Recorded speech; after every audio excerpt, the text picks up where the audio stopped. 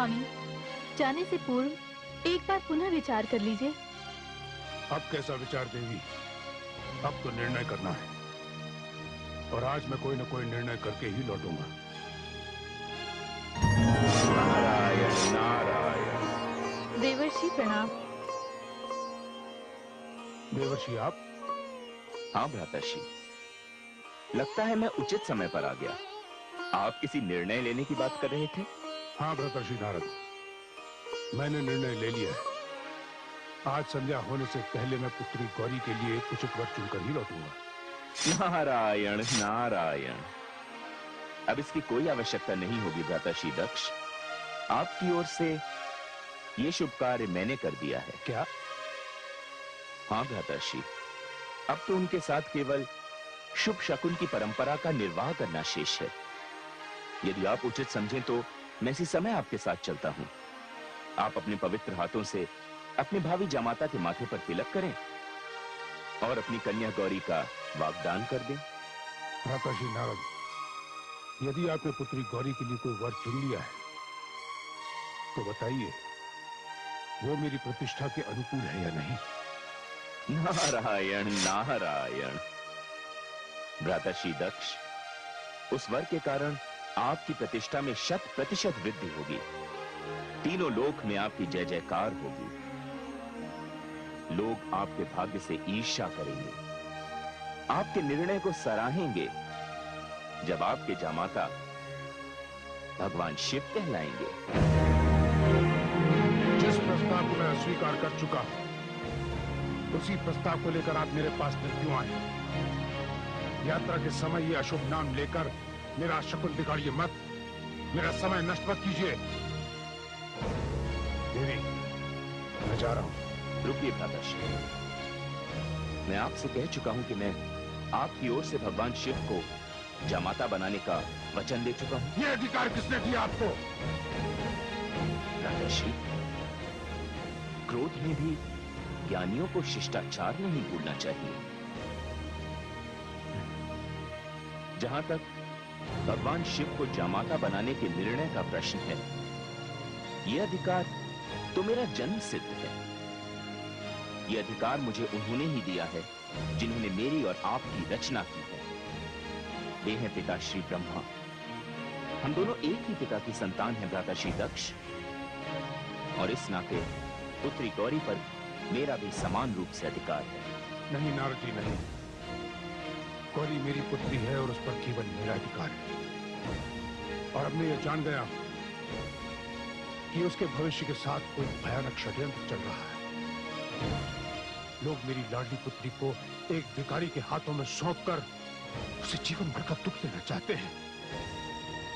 दुर्भाग्य तो यह है कि लोगों के इस षड्यंत्र में मेरी पुत्री भी सम्मिलित है। वो बालिका है, अबोध है, भोली है, किंतु मैं उसका पिता हूं, उसका भला बुरा चाहता हूं। मैं उसे जानबूझकर ये विष नहीं पीने दूंगा। मैं ये कदापि नहीं होने दूंगा। ये आप क्या कह रहे हैं भ्राता दक्ष? आप शिव और शक्ति को मिलने से रोकना चाहते हैं। इसका अर्थ तो यही हुआ कि आप चंद्रमा से शीतलता को दूर रखना चाहते हैं, सागर से लहरों को अलग करना चाहते हैं, पुष्प से उसकी सुगंध छीनना चाहते हैं। ये संभव नहीं है भ्राताश्री दक्ष, ये संभव नहीं है। मैं आपको संसार के सामने हास्य का पात्र नहीं बनने दूंगा। भ्राताश्री, मैंने गौरी की आंखों में जो संकल्प देखा है, उससे वार्ता करके मैं जिस निर्णय पर पहुंचा हूं, उससे मुझे स्पष्ट दिखाई दे रहा है कि यदि आपने गौरी के निर्णय के विरुद्ध ये पग उठाया तो इसके परिणाम का दायित्व आप पर होगा, केवल आप पर। मैं दक्ष हूं, ब्रह्मा का पुत्र, प्रजापति दक्ष। मेरी इच्छा और मेरी शक्ति के सामने किसी की इच्छा और किसी की शक्ति नहीं चल सकती। भ्राताश्री दक्ष, अपनी दुर्बल इच्छा को शक्ति का नाम न दीजिए। न जाने क्यों आपने अपनी आंखें मूंद रखी हैं। आप जिस यात्रा पर जा रहे हैं, इसका कोई परिणाम नहीं निकलेगा, क्योंकि संसार में बड़े से बड़ा सामर्थ्यवान व्यक्ति भी शिव के समान नहीं। आप जो जी चाहे कर लीजिए भ्राताश्री दक्ष, आप इस अभियान में सफल नहीं होंगे, क्योंकि शिव गौरी के हैं और गौरी शिव की। सारा संसार में ऐसा कौन अभागा होगा जो दक्ष के जामाता होने के प्रस्ताव को ठुकरा देगा? अभागा तो सचमुच वही होगा जो इस प्रस्ताव को स्वीकृति देगा, क्योंकि मैं जानता हूं देवलोक, यक्षलोक, गंधर्व लोक, मानव लोक, दानव लोक, आप जहां भी जाएंगे लोग गौरी का नाम सुनते ही श्रद्धा से हाथ जोड़कर आपके सामने खड़े हो जाएंगे। श्रद्धा से लोगों के सिर झुक जाएंगे। तभी आपको गौरी की वास्तविकता का ज्ञान होगा। ऐसा कुछ नहीं होगा नारद जी, ऐसा कुछ नहीं होगा। मैं जाते जाते आपसे केवल ये कहना चाहता हूं कि मेरे निवास स्थान पर आज के पश्चात आप कभी मत आइएगा। स्वामी, ये आप क्या कह रहे हैं? आप चुप रहिए। तो आप भी सुन लीजिए भ्राताश्री दक्ष।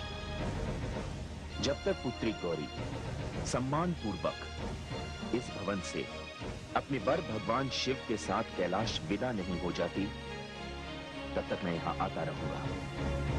आपके द्वारा किया गया हर अपमान सहता रहूंगा, क्योंकि पिता वही है जो पुत्री के भविष्य के लिए संसार का कोई भी कष्ट हंसते हंसते झेल जाए। स्वामी, तनिक सुनिए तो।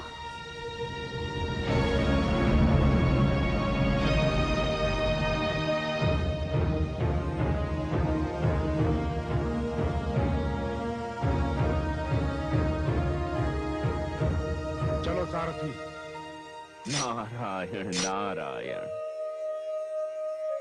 उसे तो वह अपनी दिशा की ओर ले ही जाएगा, किंतु अहंकार एक ऐसा अश्व है जो किसी भी रास से नियंत्रित नहीं होता, और उस अश्व पर बैठा हुआ व्यक्ति कभी भी अपने निश्चित लक्ष्य तक नहीं पहुंच सकता। भ्राताश्री दक्ष, मुझे आपसे सहानुभूति है। अच्छा भाभीश्री, मैं चलता हूं, मुझे आज्ञा दीजिए। आप चिंता ना करें, शक्ति अपना कार्य स्वयं कर लेगी। देवर्षि नारद, पता नहीं विधाता ने गौरी के भाग्य में क्या लिखा है। भाभीश्री, गौरी शक्ति स्वरूपा है। उसके संकल्प में इतनी शक्ति है कि यदि ब्रह्मा जी ने उसके भाग्य में शिव से मिलना नहीं भी लिखा, तो भी वह अपने भाग्य का लेख स्वयं बदल सकती है। नारायण नारायण।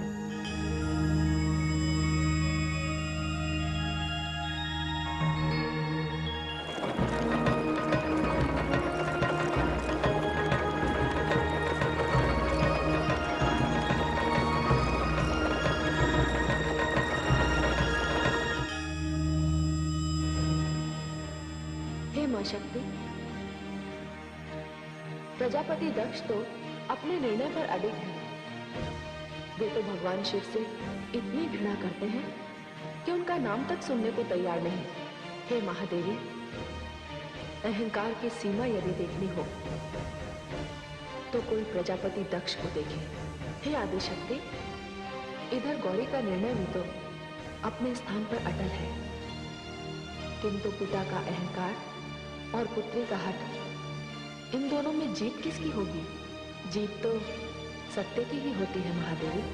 किंतु हे मां शक्ति, इन परिस्थितियों में हमारी गौरी का क्या होगा?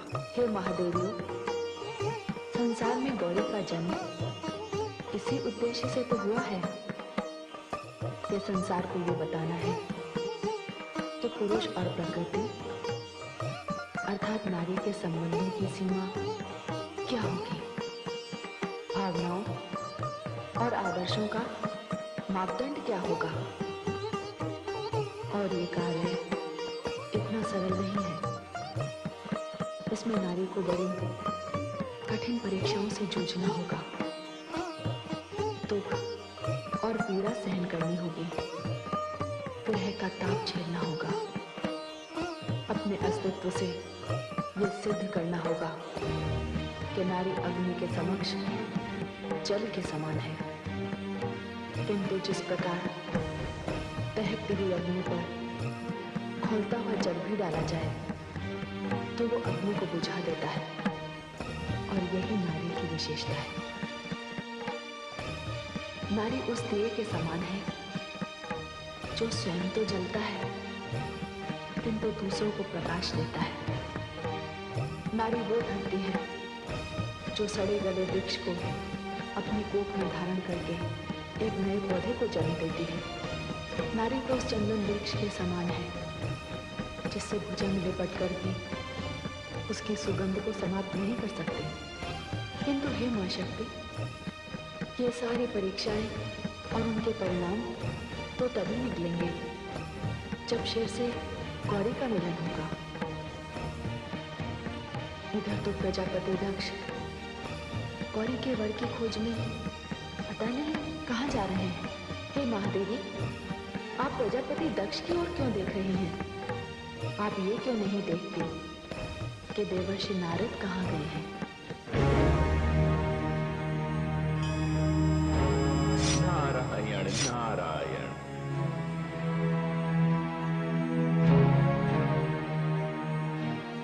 प्रणाम पिताश्री। आओ पुत्र, क्या बात है? बड़ी लंबी अवधि के पश्चात आए हो। लगता है तुम्हें अपनी भूल का ज्ञान हो गया है। मुझे अपनी भूल का ज्ञान हो गया है पिताश्री। मैं तो यहाँ आपको आपकी एक भूल का स्मरण कराने आया। ये क्या कह रहे हो तुम नारद? हाँ पिताश्री, आप मुझसे रुष्ट थे कि मैंने आपके आदेश को नहीं माना था। मैंने जो मार्ग चुना था वो वैराग्य का मार्ग था। वो बहुत ही उत्तम मार्ग है, मुझे उसका कोई पश्चाताप नहीं। किंतु जिन्हें आपने गृहस्थी के बंधन में बांधा था, भूल उनसे हुई। तुम्हारा तात्पर्य किससे है पुत्र नारद? मेरा तात्पर्य भ्राता दक्ष से। दक्ष? क्या किया है उसने? पिताश्री, मुझे लगता है कि जिस समय आपने भ्राता दक्ष की रचना की थी तब आपसे ही एक भूल हो गई थी। कौन सी भूल? पिताश्री, या तो आप उनके शरीर में हृदय रखना भूल गए, या उनके हृदय में करुणा और स्नेह रखना भूल गए।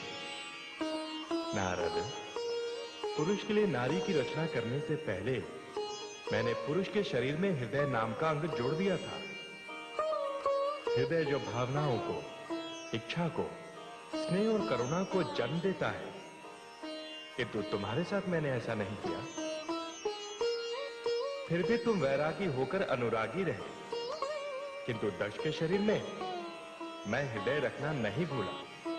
हाँ पिताश्री, किंतु उस हृदय में स्नेह और करुणा के स्थान पर घृणा और अहंकार भरा हुआ है, जिसका परिणाम यह है कि वह पुत्री गौरी के साथ ऐसा अन्याय कर रहे हैं जिसे सोचकर भी मेरा मन कांप जाता है।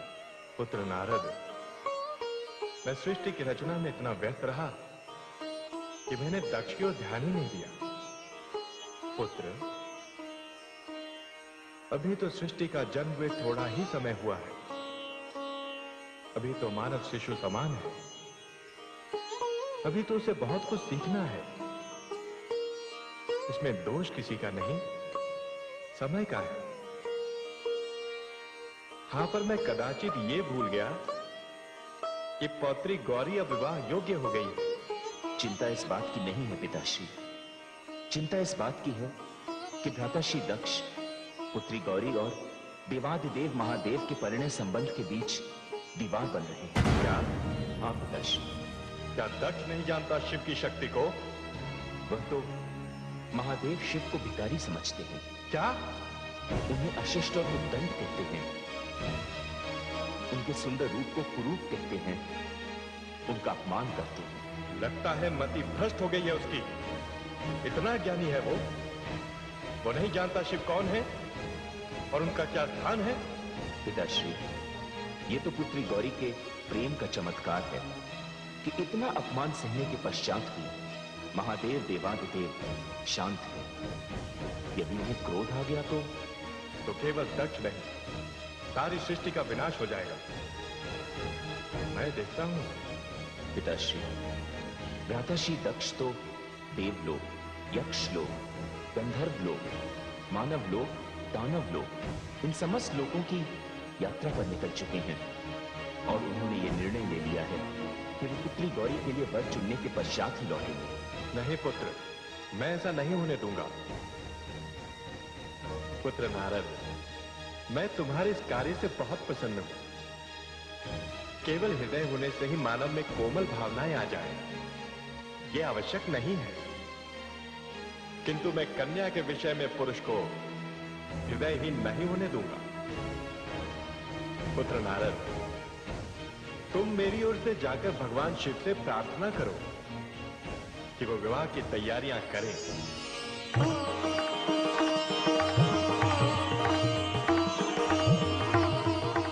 नारायण नारायण।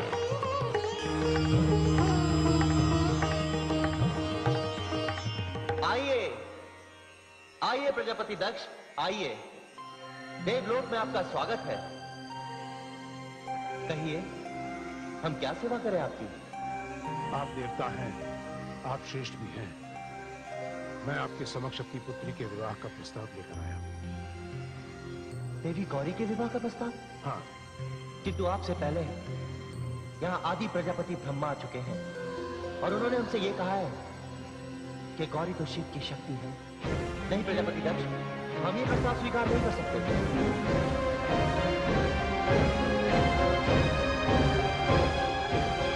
नहीं प्रजापति दक्ष, नहीं, हम आपका ये प्रस्ताव स्वीकार नहीं कर सकते। वे तो हमारे लिए माता गौरी हैं, वे हमारे लिए पूजनीय हैं।